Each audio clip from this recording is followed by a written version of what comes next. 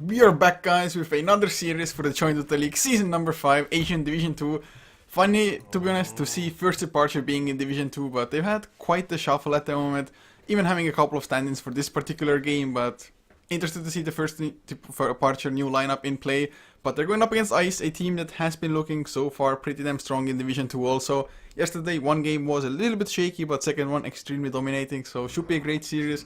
We are, of course, HeflaTV. I'm Coucher, gonna be joined by Mike Lores. Do you think the First Departure, just new lineup, will do the brand justice?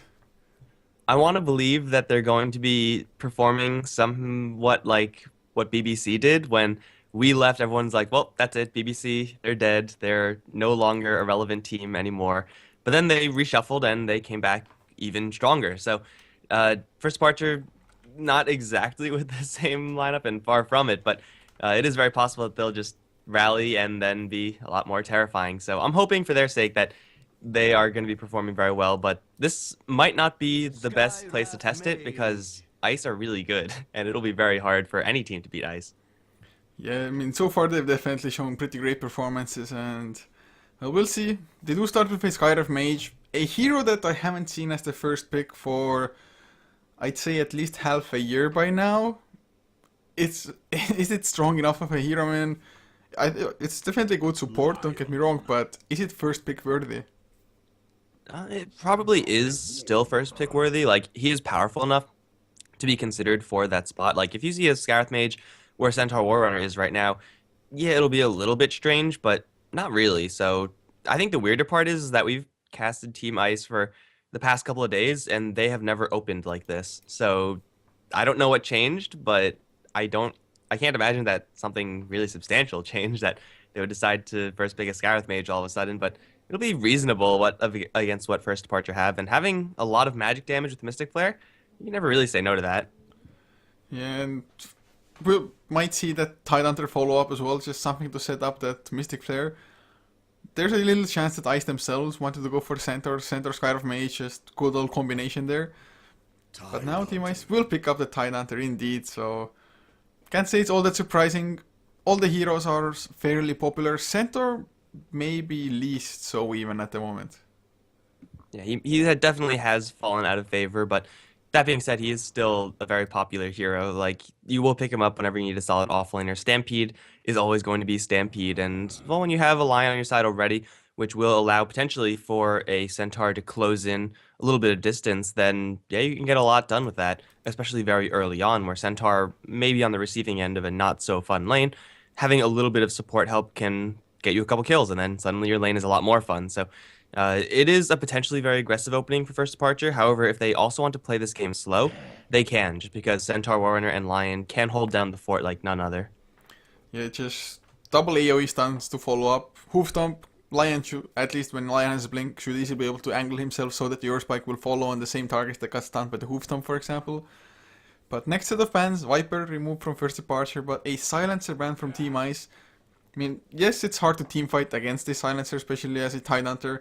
Should there be an Aghanim Scepter on Silencer, even harder, so even if you have a Beekeeper or something, there's still gonna be that Curse of the Silent to disable your Blink Dagger early on, so you're gonna have to wait at least 3 seconds before you can jump in with your Ravage.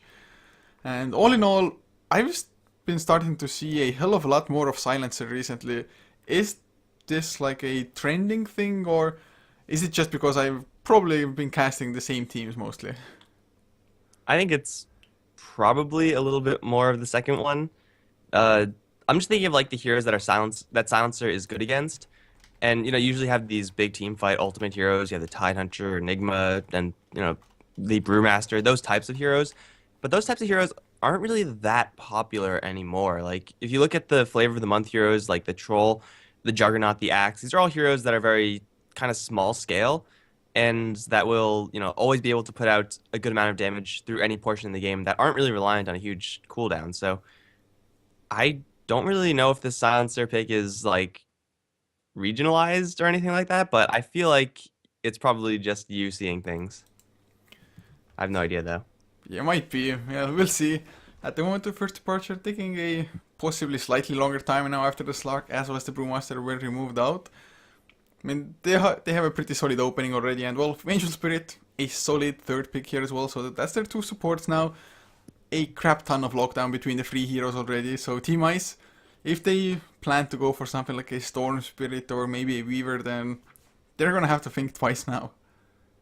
Yeah, it's going to be a little bit difficult, although at this point in the game, many teams just pick up Storm Spirit just to have an initiator, and you get a BKB, and your initiation is usually going to be pretty safe. And as far as initiators go, Storm Spirit, a little bit less so in the utility. If you want that, you grab a Bat Rider, but a lot more so in damage. So he jumps to the back, kills off someone, and then that is kind of what starts off the fight. And hey, if you could start off a fight 4v5, then you're going to be pretty happy. But now the Vengeful Spirit pick is going to effectively eliminate that Bat Rider chance for Team Ice, and having already a Tidehunter, the chances weren't that high.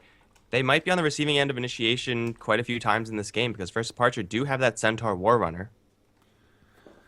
Oh god, it's just Centaur, all in all, is always annoying to deal with. Then again, how high would you rate the chances of there being a Centaur versus Tidehunter lane here somehow, with either side going for an aggressive tri-lane? It is certainly very possible. Like, you got Vengeful Spirit Lion already for First Departure. All you need is like a Morphling or something like that, and you're golden. As far as that matchup, it is generally fairly even, although slightly Tidehunter favored because Anchor Smash is ridiculously balanced. But Team Ice, they already have the Skywrath Mage, and that's a lot of damage, but a very low health pool there. They could have a very solid defensive tri-lane. If they grab like an Anti-Mage or something like that, then Venge Lion can't really do that much as far as damage output, but it's going to be Shadow Fiend first for them. A little bit more minus armor and a lot more damage. Well, even the Shadow Fiend, somewhere along the line, maybe like at the second item, maybe even the first big item we'll see, he's probably going to have to go for a BKB with the amount of lockdown and the burst First Departure has. Of course, Shadow Fiend is one of those heroes that builds BKB fairly often anyway, or at least doesn't mind all that much. He has a lot of damage coming in from Necromaster anyway, also Requiem of Souls plus Shadow Raises. So he's not that reliant on getting massive damage items, at least not early on, even in the mid game, to be honest. So BKB is going to be a fine choice for him, or at least, well, he's going to have to go for one. But First Departure, go for the Sniper, and, well, this is definitely kind of a trending thing. Sniper up against Shadow Fiend. And if I recall correctly, First Departure were always kind of partial to this Sniper. Yeah, I believe that was them. They would pick Sniper a little bit more so than other teams, but definitely a good matchup for that Sniper, having the range advantage really nice, and well, just having the kill potential with the 3 layers of Shrapnel against such a soft hero. First of all, Shrapnel does do a lot of damage if you can keep the enemy standing in it, and between all these stuns from these 2 support heroes that the Sniper is working with, this Shadow Fiend is not going to be safe in this mid lane. A single smoke gank from a Vengeful Spirit just by herself can get a kill. So the Shadow Fiend has got to play very carefully, and the more carefully he plays, the fewer souls he gets, the less CS he gets, and the better time Sniper has. So First Departure, as far as the mid lane matchup, looking pretty good, unless of course it's a Queen of Pain. It gets a little worse than for First Departure, but it's still not terrible. Yeah, it's definitely not too bad, and that just gives them something that can possibly close the distance to a Sniper, and just the burst damage, especially should you go for an Aghanim Scepter as well. Sniper, a really squishy hero, usually doesn't want to really build for like BKBs. I've seen most snipers go for kind of a glass cannon, like Mask of Madness, Maelstrom, items as such that don't really give you any strength for extra health. So Scream of Pain plus Sonic Wave already by itself almost enough to kill a sniper in some cases.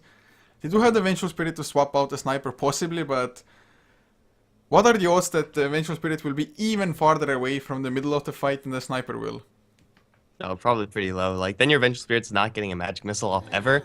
And as nice as it is to save your sniper, if the Queen of Pain and Tidehunter get right on top of the sniper, he probably just doesn't have a chance, so you should probably just leave him for dead, and we'll try to chain stun the Shadow Fiend and try to kill him off and make it an even trade or something like that. So Sniper is going to have potentially some protection issues, again, going up against Queen of Pain and Tide, 2 heroes that are going to have blinks, and also Skywrath Mage, that concussive, has quite a lot of effective range. So this Sniper is going to have to play a very delicate game, but it is possible that he will get it done just because, well, they have so many stuns, they have a decent front line, and maybe with all that crowd control, Team Ice will be a little bit more distracted on like the Vengeful Spirit and Lion, and that'll let Sniper fire away. And in that case, Glass Cannon build might be the build you want to go for, although there are always risks associated with that.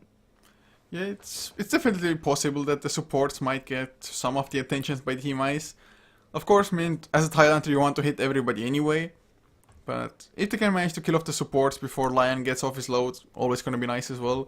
So we'll see how well it's going to work out for them, but Team Ice, having all of their cores here to show for us, Well, there's a tiny chance that the Tidehunter will be played as a support, but what supports are still even left in the pool that could fit Team Ice at the moment? Do they go for some lockdown? Are there any supports that could also help out with just closing the distance possibly? Or, I mean, the more popular ones is like Witch Doctor, Ancient Apparition could work out, I guess, with the Ravage setting things up as well, but oh, what? Okay. Well, Safe lane Ursa? I guess Shaker is a very nice hero to keep Shadow Fiend or the mid lane safe, so there's that. But first departure, they just grabbed an Ursa. They're on the Dire, so the chances for level 1 or very early Roshans, let's say, is certainly there. I was gonna say Ancient Apparition would be really bad against what first departure has, but then once the Ursa gets picked up, he gets a lot better, denying the lifesteal in part, but also just having a constant scout for Roshan. But it's been a long time since I've seen Ursa, and this is actually a really good game for Ursa, I want to say. Not that great versus Queen of Pain, but he has so many stuns to work with, and he's just another frontliner for the sniper, and there aren't really many safe laners who will comfortably just charge the front lines. Usually, they're a little bit more reserved, or at least they will do it, but in the super late game. But Ursa can do it very early on, so it's a good hero for first departure, but it might not be a good hero against what Team Ice have. Well, it would be a hell of a lot worse if Ursa was on the side of Ice and had to deal with a sniper, to be honest, so it still could be worse, but we'll see how this Ursa will work out. First departure, it's good to see that, I mean, they used to go for like different strategies anyway. Before Juggernaut was popular, they ran it anyway, like they even ran like Crystal Maiden, Undying +1, aggressive tri-lanes, whatnot, with the Undying being in the farming role. So it's nice to see that they're still bringing something different to the board here. But to introduce the lineups, for the side of Ice, Justin will be playing the Queen of Pain, leaving Papers on the Shadow Fiend, B-Boy playing the Earthshaker with Clement on the Skyraf, and the last one is going to be JJT playing the offlane Tidehunter. And for first departure, Angie's going to be playing the Centaur Warrunner down towards bottom. Is going to see a little bit of the lane configuration on Ice, and we'll drop an Observer Ward that is not in the usual place, but I'm pretty sure it won't remain there for long. Over towards mid lane, Fixer is going to be handling the Sniper. Shut It Down is on the Lion. Lubby still on first departure, is going to be on Vengeful Spirit, and Ray is going to be playing that Ursa. And it looks like we might have a little bit of an aggressive rotation. They are looking for an angle onto JJT. With an Ursa on your side, usually you do want to rumble from level 1, but it's pretty impossible to catch a hero who's in this position. Yeah, you can only catch him if you come the long way around, go through the Ancients and then just backstab him. I've seen people even smoke up for that as a 5-man rotation because there's almost always somebody watching around this area just to get the Bounty Rune. Bounty Runes at the moment rather important to get early. Of course, even if you lose both Bounty Runes, it's not like, oh, we lost the game. They got like 200 extra XP and gold. At the moment though, nice spread. Ursa picks up one for first departure, Queen of Pain the other for Ice. And Justin, it just helps him to get a slightly faster bottle, especially starting with double branches as well as the Null Talisman. Yeah, so it's going to be pretty sweet for that Queen of Pain, and we're going up against the Sniper. She should keep herself safe for most of the lane, but they have to be very careful, Ice, about rotations from the top lane to the bottom lane. They don't have any vision here for the Queen of Pain between the top and bottom lane. I mean, they have this Observer Ward, so maybe they'll realize if Shutting Down and Lubby actually rotate out, but these two heroes have a lot of CC, and wherever they go, then the enemy side has really got to worry about themselves. Down towards bottom, though, it's a very similar situation. The Shadow Fiend, as a safe lane farmer, is going to be hurting his levels just because he's in a tri-lane, but the Scarith Mage Shaker, that is a lot of control, and if they block off this Centaur, it doesn't matter that Centaur is, you know, as tanky as he is. With the Shadow Fiend damage, they'll be able to kill him off in a hurry. Yeah, especially if the Fisher block is perfect as well there. JJT though, he's taking some harassment, but Shut It Down couldn't quite get in range for that Earth Spike. Once he gets level 2, things will be a lot easier though. Start out with the Hex, Earth Spike to follow. But Angie, he just keeps on taking those Arcane Bolts, but that just means Skyriff Mage, pretty low on mana already. Does pop himself a Claret, so he's gonna be fine. But B-Boy, he's gonna get the Fisher block off, and that's gonna be first blood. I don't think there's any way for him to escape, or maybe so. There's no raise yet, but Papers' last attack gets the kill anyway. They went just before Shadowfiend hit level 2, but they managed to get the kill. Maybe not as clean as it could have been, but makes little difference. Yeah, Shadowfiend at this point has maxed out his souls, at least for the moment, so his base damage isn't absolutely terrible, and if you get caught out that far as a non-blinker, then you're probably going to die, and it really doesn't matter what hero you are. So Centaur playing that lane very, very far up, and I mean, he knew exactly who his lane matchup was up against. Over towards mid, Victor's Justin gonna get into a man fight, and will be the sniper to win said man fight. Queen of Pain getting the kill afterwards with that Shadow Strike, but that Shrapnel, man, if you stay in it, and Queen of Pain just did stay in it, then it is going to hurt a lot. Yeah, it was even, I think, at least like 2 layers of shrapnel on each other as, oh, GGT. Never mind, Lobby will not throw out the magic missile, so Tidehunter will just be fine for now. Lion, he's so squishy. Tidehunter, he's completely bullying the Lion around. Even without the Anchor Smash, just 1 base armor is pretty damn horrible. Of course, you have such a low HP pool anyway. But Tidehunter is level 2, so hasn't had too great of a time anyway for now. Centaur, level 3, almost 3.5, so even though he died, at least level-wise, it's going a little bit better for the Centaur for now. Yeah, right now, though, the Tidehunter, he pretty much knows that if he steps up, then he is going to run a very similar risk that this Centaur is running down towards bottom. It's maybe going to be a little bit better because he has a chance to Kraken Shell and then Anchor Smash his way out of there, but the Tidehunter has got to play this lane very carefully, and I think it should be almost to a point where he's just going to consider leaving and, well, going to the jungle or trying to stack up some Ancients. He already did get 1 single stack off, so he's getting there, but this Tidehunter is none too safe. Angie is also none too safe. Fissure cooling down, but not fast enough, and it looks like the Centaur will survive that attempt on the bottom lane, but he's still getting some experience, all things said. That's because he's playing really risky, though. Victor though will lose his life this time around. Justin drops pretty low to Shrapnel as well, but Shrapnel only level 2 for now, and shut it down, cannot get close enough. Does get in 1 attack, but that won't face just Justin too much. So Justin gets some revenge this time around, survives himself. All in all, man, I don't think I've seen a Sniper versus Queen of Pain matchup. Who even should have the upper hand in such a lane? I don't think I've actually seen it either, just because coincidentally it's usually someone else going towards the mid lane, but I would think it's rather even for the first couple of levels. However, at this point, when the Queen of Pain does have her level 5, and of course once she gets her level 6, then it just gets progressively worse for the Sniper, because he is such a soft hero. If you get hit with a single dagger, then already you're down like 1/3 of your HP, and Queen of Pain, once you grab Sonic Wave, will then be able to, if not completely 100 to 0 the Sniper, bring him down very, very low, and that's a dangerous situation for Fixers to be in. Yeah, and especially now with this double damage being on Justin. If he puddles himself up to nearly full, oh, missed the kill there, damn. But Centaur does go down, Papers getting it with the shell raises, so Papers level 5. So even though he hasn't been in the mid lane, being level 5 for almost 5 minutes in isn't all that bad. And, well, I guess the Fissure game that way then.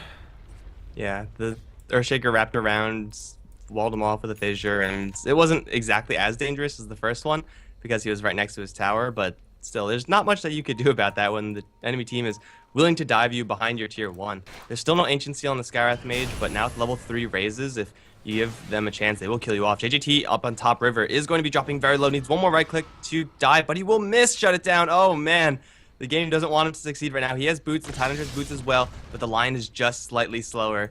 There's a 25% chance you don't get that kill, and shut it down rolled poorly. I'm not too sure if it would have been enough anyway. I think the Anchor Smash debuff was on him, plus even level 1 so Kraken Shell might have just been enough to survive. Then again, 19 HP. He's at 19, yeah. It's hard to say, to be honest. How much armor does he have? 3 armor as well on the Tidehunter at the time. I don't know. It's hard. I mean, Lion, it's Anchor Smash level 1, so 54% damage reduction. Okay, never mind. Too much math.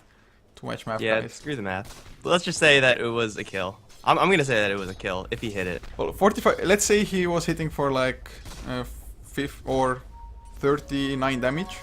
Minus Kraken Shell is 10 plus armor. It would have been pretty close, but probably would have been enough. So RNG. Well, fine. If you want to do the math, Jesus, that's not.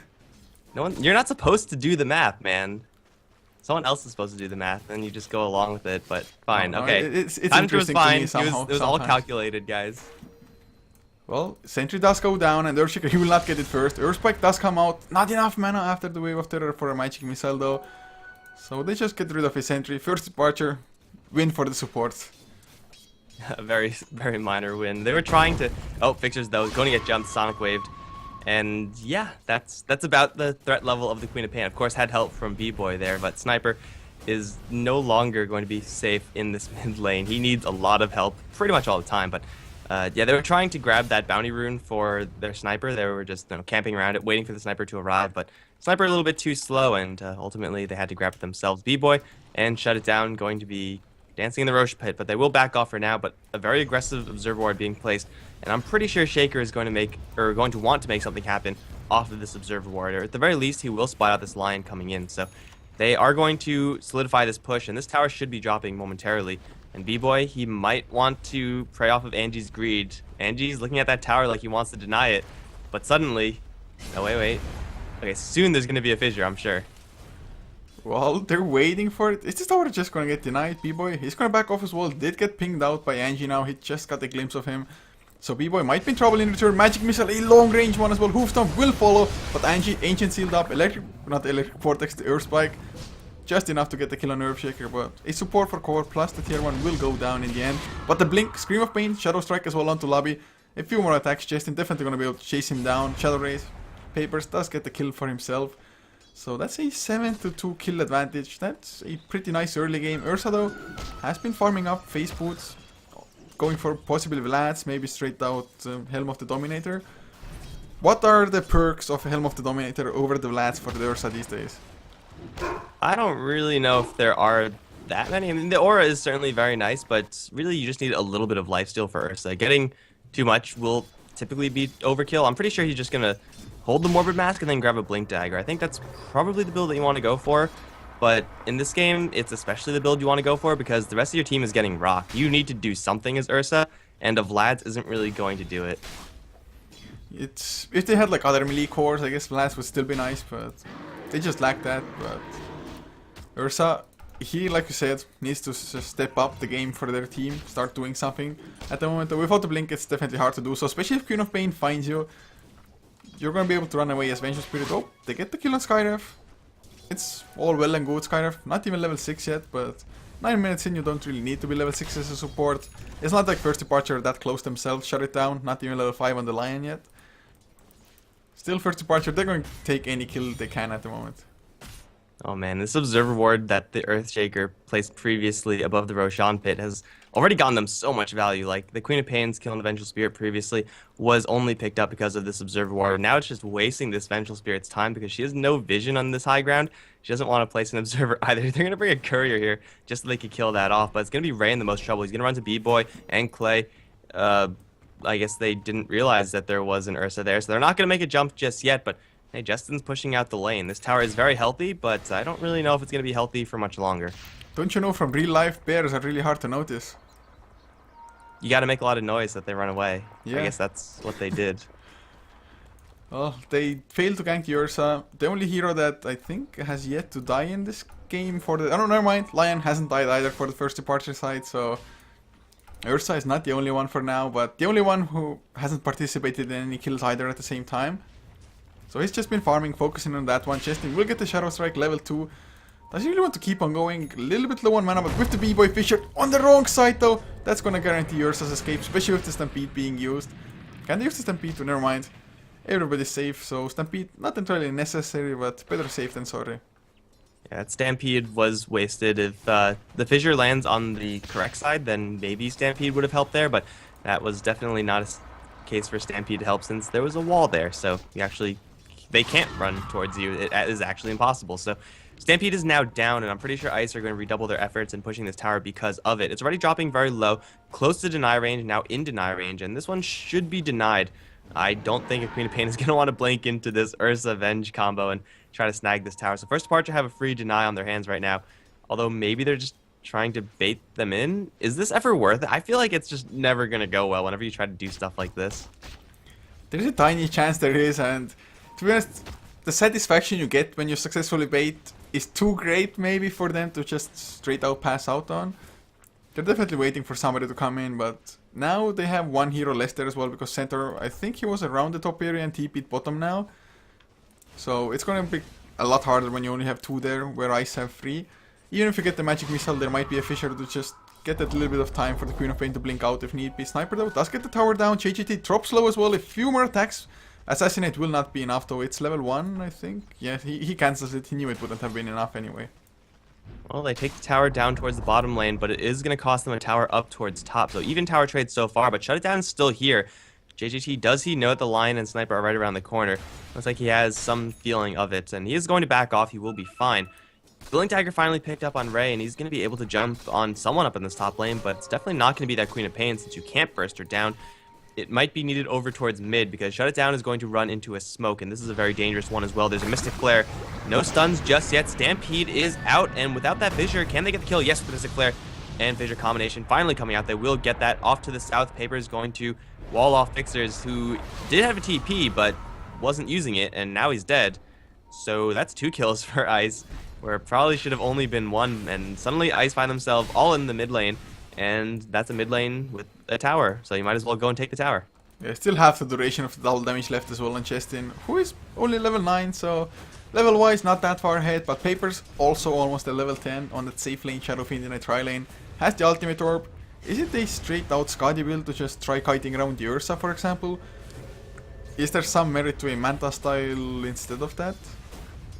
Well, first of all, like, the Eye of Skadi is a lot more standard just as a first item, so that's probably, like, the easy way of justifying that. Mana Style is actually really good against First Departure. Ray, though, is going to get jumped. Hoof Stomp from the Centaur, dominated by the Shadow Fiend. Echo Slam to jam it all home, and Ursa's going to die.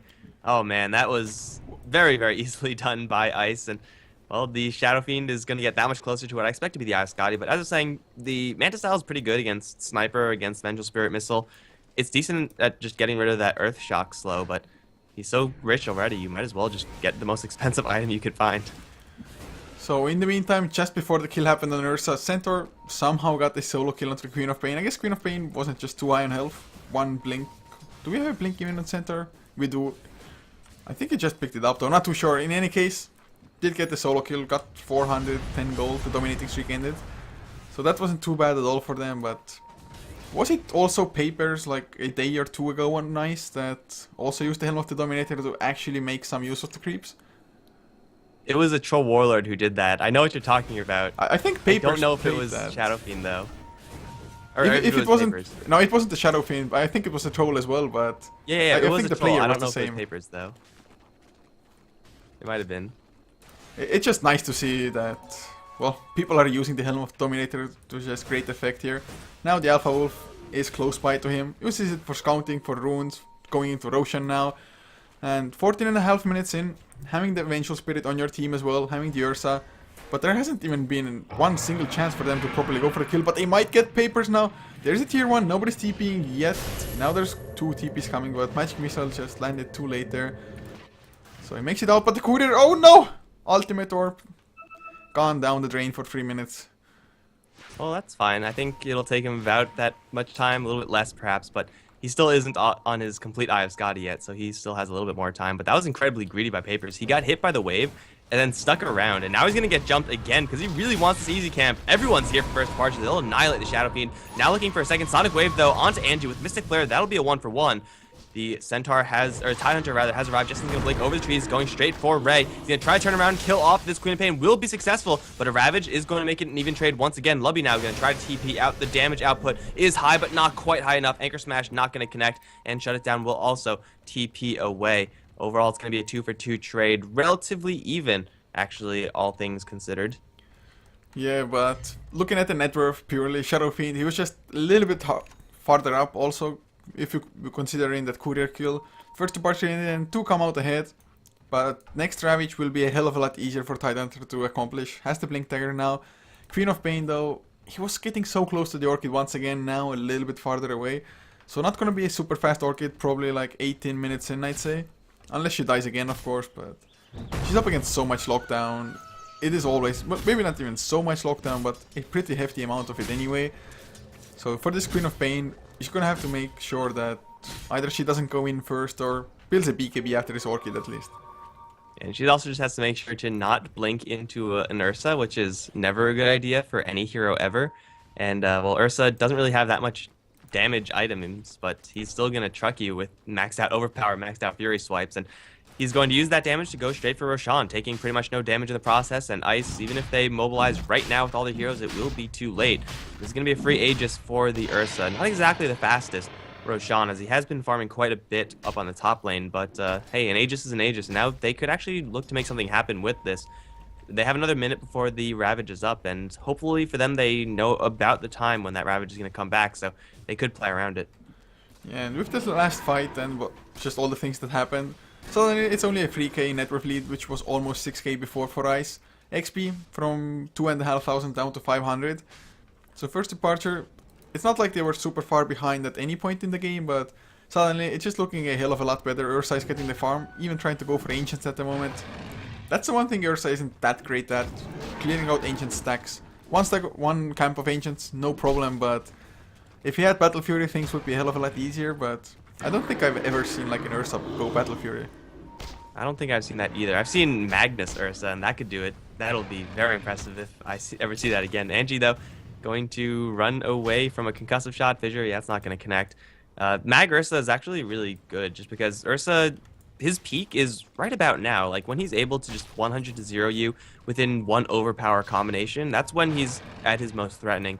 He will be a decent late game hero later on, but you know, the reason why Mag is so good on Ursa is because it helps him farm a lot more. Like, he'll be able to clear those Ancients in a flash, but also it allows him for a little bit more late game scaling. That's where Ursa really falls short, mostly because he kind of needs a lifesteal item, he kind of needs a Blink Dagger, he kind of needs a BKB, and that's like, he needs boots. That's 4 of your item slots that are being used for like enabling items, and that's not really what you want to be doing as a core attacker. So Ursa might be wasting a little bit too much time here. I tend to agree with you there as well. Of course they have the sniper as well to rely upon in the late game. They will always have the blink hex initiation once the blink comes out on the Lion, and speaking of that, it's only about 200 gold away.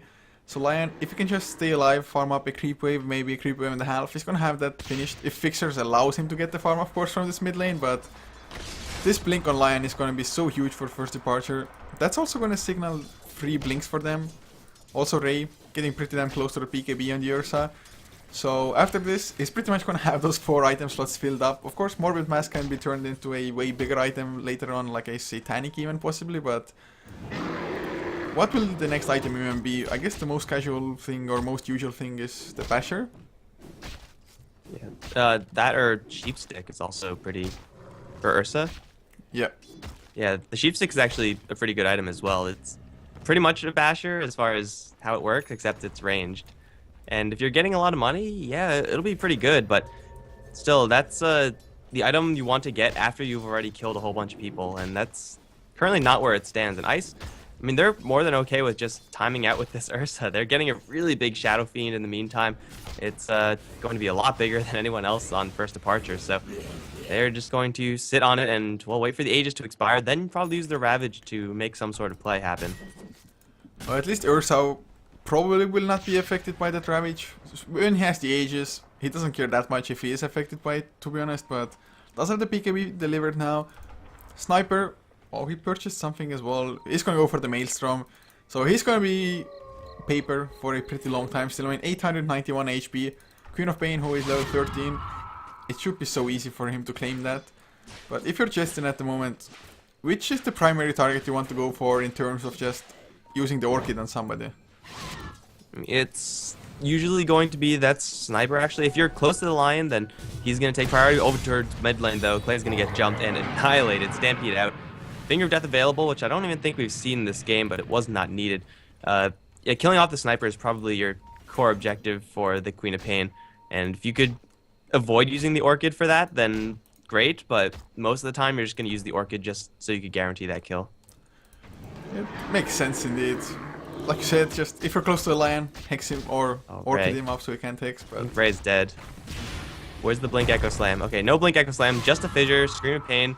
They got a Sonic Wave here as well, but they're not going to throw it out. He still has that Aegis, and they're kind of awkwardly timing this play, and now they're going to be stuck behind their tier 1. Scarth Mage is coming in, right, though, going to finish off this tower, use his Aegis as well, and that is going to be that. So Aegis down, Fixtures also spotted coming in, though. This Ursa is going to respawn in a whole mess, and also at the same time, Lovey, he's going to get hit with the Mystic Flare. He will dodge most of it, however, but he will be going down in the end. Right now being chased down by Papers and Justin both with that Eye of Scotty. Ray is getting hit with the Sonic Wave, BKB doing nothing there. That'll kill off the Ursa. Lovey actually is still alive, might get away from the Scarth Mage, yet the damage isn't quite enough. Gush, concussive! And it will be enough, actually. That was extremely close. That's going to be 3 kills for Ice, and First Departure don't even get a tower. First Departure, they just came in at it from different angles and weird angles at that as well. Also, Mystic Flare, it didn't get too much done, but the ensnare coming out from the troll, the dominated troll, made it so that the Vengeful Spirit even got to a situation when he can be Mystic Flared, so he had to run the opposite direction, couldn't do anything in the fight. Sniper was also trying to run away at the same time, Ursa just got stunned, slowed down. Really awkward from First Departure. Had they come all just from the straight, from where Ursa was hitting at the tower, that direction, I think Sniper, they could have easily slowed things down. Just have the Sniper whittle away at the tower from a long range, but they wanted to go aggressive. Maybe they weren't expecting Ice to come in there with so many numbers. And oh, there's the Blink Echo Slam. They will get Angie. Nice swap out, but Lobby gets into the Mystic Flare Ravage, catches all three anyway. Angie will go down, shut it down, silence up. They need some more stuns though if they want to get the kill, but Ray jumps in, slowed down immediately. Easy takedown, assassinate. Well, it doesn't exactly tickle, does a little bit more to the Shadow Fiend, but he doesn't care too much anyway. We can see how useful this Ursa is for the First Departure side. If he had a BKB, he would have...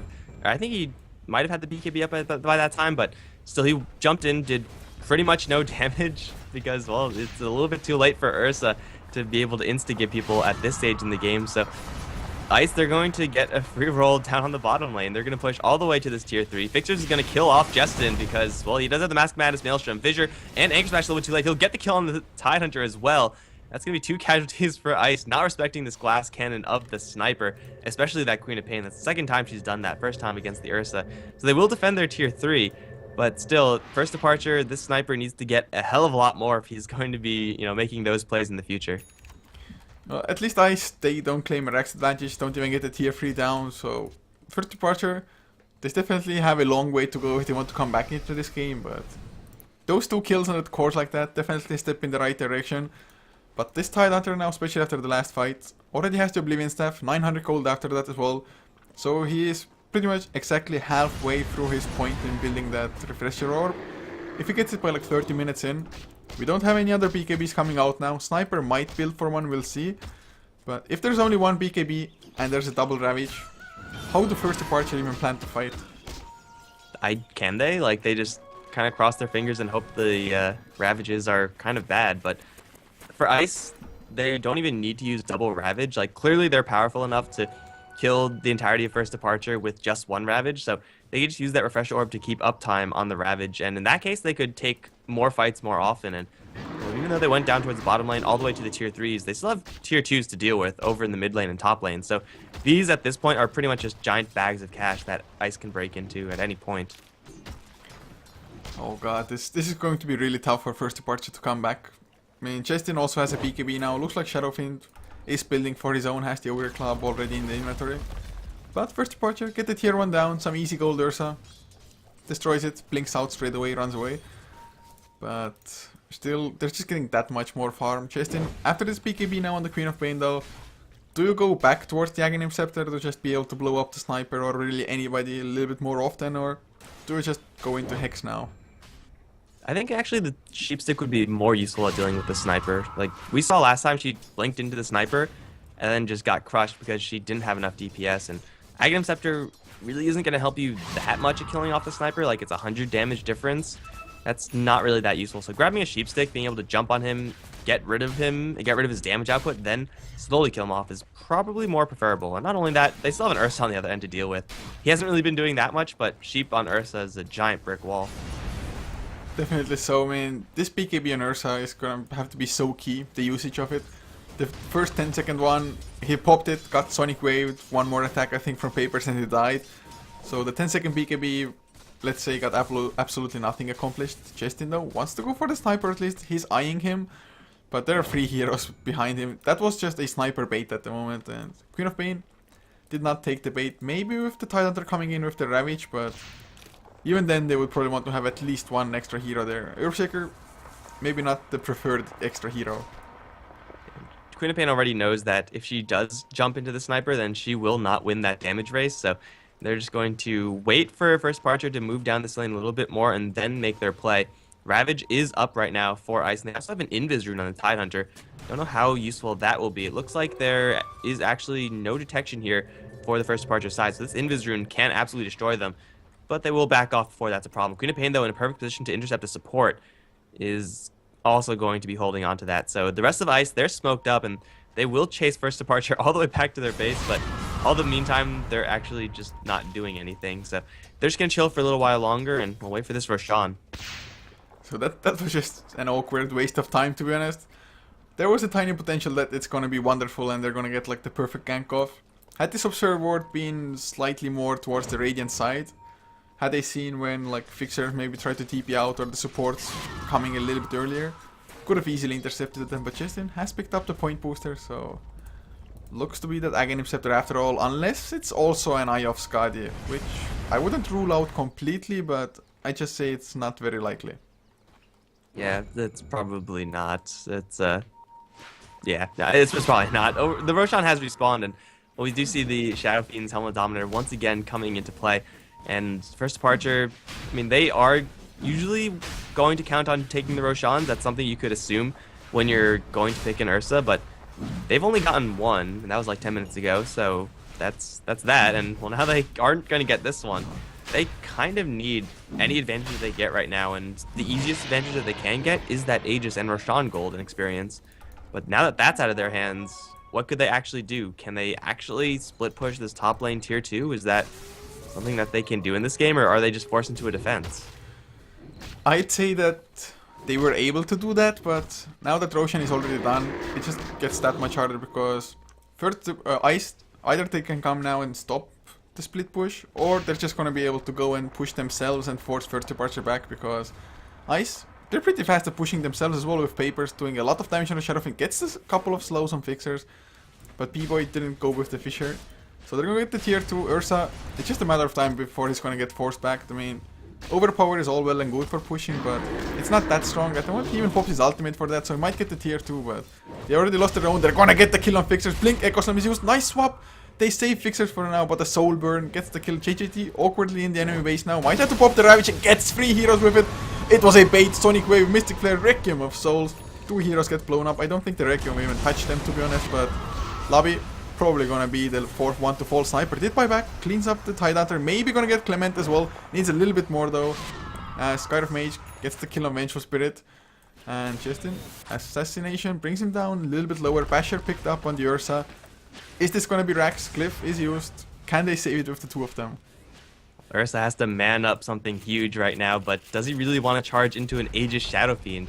You can't kill him off twice at this point. It's just not going to happen. You can kill him off once, and that might be enough to hold your Raxes, but you know, the creep wave is going to get destroyed, and everyone else is just playing a very defensive role around Papers. They know that they're soft, but Papers is not, so it will just crush the Raxes, and well, that will be that. The split push up on top, it got the tier 2 tower, mission accomplished, but now they're down bottom Raxes, and we see the ping out for the top lane tier 2.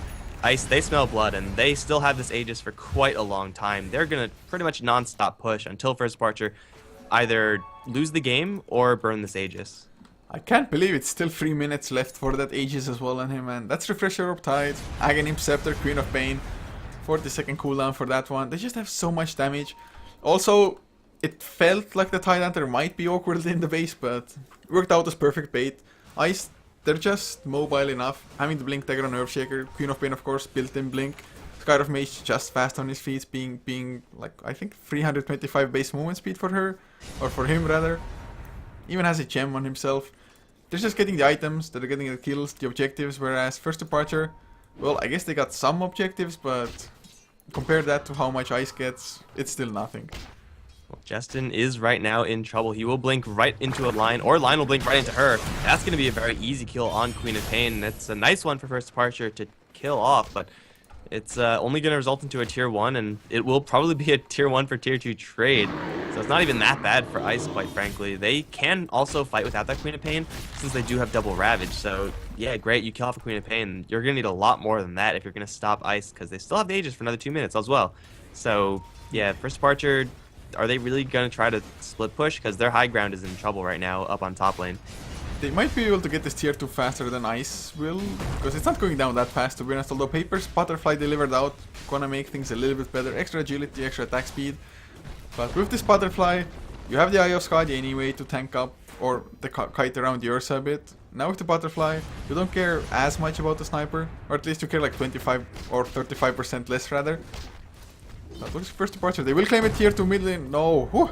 Angie gets himself out with a 4-staff, although Papers doesn't really want to keep on going. Gonna back off for now. Shrapnel there as well. Magic missile up. He might as well lose the Aegis here. Nope, 4-staffs from his teammate. Just delay it out, and it's gonna be there for another minute. And Queen of Pain not going to be able to reinforce because she does not have travels, so they are going to back off. And I think that's probably the correct decision now from Ice. Even though they do have double Ravage, no Queen of Pain is an unnecessary risk that they're going to be taking, even though they probably can win that fight. They still know that they are at a substantial advantage in this game, so if they play very slow, very safe, hell, even wait till Papers has like a Satanic or something like that, then they're good to go. Or they get a snipe on the Ursa right now. There's a long-range fissure, gonna connect. Sonic Wave, wasting no time with that one. Ray's gonna turn around, needs a first hit back. He just can't catch up right now. He will blink out of there, but that's a BKB down for this Ursa, and, well, that's the second BKB charge that probably did nothing for him. Was that all in all his second charge as well? Yes, man, that's a bummer when you use the two highest Tomb Inspirations. Oh, they get Angie as well this time around. Does get the 4-staff once again. Was tanky enough to survive a little bit longer, but Blink Hex, Earthspike catches two. Still, Hero is already dead center. Does have buyback, but Stampede already in cooldown. They still have double Ravage on Ice's side. I don't think they can defend this high ground. Or at least they need something miraculous to do so. They lost their initiation power right now. They still have the dream of being able to swap in the Shadow Fiend, but will you be able to burst him down before his team jumps into action? You have to like swap out the Shadow Fiend and at the same time disable Shaker's Blink Dagger, and that's really, really hard to do with what First Departure have. Shrapnel is going to be the only way to do that. So that's range racks down. Melee is in trouble. Shut It Down is going to blink forward, but the BKB is popped by Papers. They will kill off the Lion first things first, and now they're going to go straight for Lubby, who's going to get blinked on by the Queen of Pain. That's 2 down. Buyback from the Centaur, but it's a little bit too late for that. Echo Slam onto like half of someone. That didn't do anything, but you know what? That's fine because they're still taking racks. The gem's on the floor, and looks like Clay's going to grab that one, and will be fine in doing so. That secondary rack is taken, and Sonic Wave off to the side. Looks like that will be dodged by First Departure, but it doesn't really matter because Ice, they still have double Ravage. This really feels like GG. Even if they don't get this third Rax, I don't think First Departure have the kind of lineup that comebacks from double Rax anyway, being this far behind with the rest of them. So Ursa, if he had the BKB ready, they could have defended, I think, mid-Rax or at least put up a fight, but now they're just giving away too much. He jumps on Chase, they might even get the kill, gets a few bashes, they get the Queen of Pain down, lose tier 3 in the process. But I guess that's the goodest defense of any. And oh, JJT, can he get off the Ravage at all? Assassinate as well. Forced it out. He doesn't want to use it. There's one, just purely defensively. Papers stays there to man fight. They do get the kill on Ursa, but it's just not good enough. They're gonna get team wiped, I think. Never mind. Tidehunter gets to blink out, but not into the trees to TP. Keeps on running, and with the assassinate, he loses his life. So they do actually defend the Rex. Yeah, that was one mediocre Ravage by the Tide. Got force-staffed out by, I think, his ally. Yeah, he doesn't have force-staff himself, so Shaker force-staffed him out, and then the Tidehunter used Ravage, so it wasn't going to hit Fixers at that point. Then he used the secondary Ravage, which actually hit nobody, so that's not a good Ravage either. So Refresher Orb, Ravage, not really going to be doing it, and also, like, you gotta get on top of that Sniper, man. If Sniper, going for this build especially, is allowed to sit in the back line and just fire away, you're going to be dying. I don't really care who you are at this point. Shadow Fiend didn't have an Aegis or anything like that, and now there's a Daedalus on Fixers. This Sniper is packing some serious heat, and Ice, really their prime objective right now is to get to the Sniper, kill off the Sniper, or at the very least stun the Sniper. If they can do that, then it's a pretty easy win from here on out, being 2 racks up, but Fixers can hold for his team for a little while longer. Well, he's gonna have to just hold on for dear life. With the Daedalus finished, makes it a little bit easier, of course. Maelstrom helps out just push the lanes as well. If they can somehow grab themselves an extra Ocean, get an Aegis on the Sniper, cheese on Ursa, will cheese on anybody else, they might still be in fighting shape for like an extra 10 minutes possibly, maybe even more. Depends really on how well Ice approach the high ground push, but Lubby might be in some trouble. There's an Invis, B-Boy, Earthshaker. Has the Echo Slam as well if he really wants to get that kill, but not too sure if that's worth the commitment. He's just waiting for somebody else to come close, and in the end, not gonna go for it at all. Oh, but the Courier, he really wants to D-ward. Lubby's gonna get hit with the Fissure. Here comes the Skywrath Mage, Concussive, and Flare. Lubby, though, will get force-staffed out. That was very, very patient from B-Boy. I'm pretty sure if he just unleashed his entire combo there, it would have gotten the kill. And I'm pretty sure that would have been worth it. It would have been, you know, very close to worth it, I think. The longer I think about it, I think it might have been worth it indeed. Just because the chances of a Vengeful Spirit being this poor, having buyback first of all, are really low. That just means there's no defensive swap, no aggressive swap to even start the fight possibly. But he didn't want to go for it. Earthshaker B-Boy wants to get a bigger Echo Slam, like last time, the half hero Echo Slam. Yeah, I mean, it's, I guess, fine. You're probably going to hit one person with Echo Slam, right? So you might as well hit one person when you can find one person. I don't know, man. But yeah, Echo Slam isn't even a big deal at this point. It's all about that Ravage for Ice, because Tidehunter with his mobility items in that Blink Dagger Force Staff, he will be able to get close enough so that his Ravage can connect on a sniper. And that's really all they want right now. And if Queen of Pain is able to follow up, great. If not, hell, you lock down the sniper with one Ravage, and then by the time he's unstunned, the rest of his team is going to be very, very banged up and probably close to dead. So Papers now, Satanic is delivered out. They're waiting for that to cool down because he already used it pretty much straight after it got delivered to him. Also, Refresher Orb just came off cooldown for JJT more or less. So that means once all of those spells, all of those items are off cooldown, is that go time or... Well, they're going for an elaborate smoke at the moment, trying to come in from the side, from the third lane. It might just work out, but then again, they might be a little bit too split to properly win a fight. Well, Sniper's the one to defend this. This is the best case scenario here for this smoke gank. They're going to open up with that fissure, blink forward for that Echo Slam. Here comes the nuke damage. Sniper's down with no buyback, and First Departure cannot defend without their sniper. They just don't have enough damage. Man, that was a sneaky smoke, I have to say. I do believe Papers even showed himself top lane together with the Tidehunter. So they were like, there's no way the rest of them are around without the Ravage being close by. And little did they know that that was not the case. Didn't even need the Sonic Wave for that. Angie is going to get slowed down, has to BKB. Those BKBs in general on First Departure side haven't been all that successful this game. Yeah, the Ursa's last one was okay. That one for Centaur was used to save his life, and in that regard, it's like not the worst, but still you want to be using your BKBs offensively almost every single time. Lion's going to get locked into a corner with the fissure. He's going to unleash some stuns on Papers, get himself up to a different high ground, and then try to TP out, but Mystic Flare will shut that down. Lion also has no buyback, so that's 2 down now for First Departure for another 40. And Papers is still relatively healthy right now with that Satanic prepped and ready. They have to chain stun him, they have to get that Abyssal bash and then keep bashing, or they could just back off. Oh, there's the Abyssal bash. Papers is going to drop fairly low before staff number 1 can keep him safe. BKB popped by Ray, but he can't catch up to anyone with his Eye of Scotty. Hook stomp in from Angie, though. Sonic Wave through both of them will get that kill. Now Angie's trying to stampede out. Ravage number 2 going to connect onto only the Centaur, but that is good enough at this point. Lubby is going to try to hide in his fountain. Can you hide in your fountain? Swap back. Jestin just got outplayed hard by this Vengeful Spirit, but it doesn't matter because the game is over. Yeah, triple racks. GG is called. Ice. They more or less looked extremely strong from maybe not the entire start, but for most of the game, to be honest, and really deserved victory for game number 1. But this is a 2-game series, and well, hoping for First Departure they're gonna show a little bit of a better performance there, to be honest. They just didn't feel too united as a team, and the Ursa pick, well, maybe just go for more of a standard one, because Ursa, you're either gonna have a great game, or you're usually gonna have a pretty bad game, to be honest. I really wanted the Ursa team to win, just because I love seeing these weird heroes win, but that's just not this game. Hopefully next time. Maybe the next time will be the next game. We'll see, guys. Game number 2 coming up in just a couple of minutes, so don't go anywhere. Stay tuned.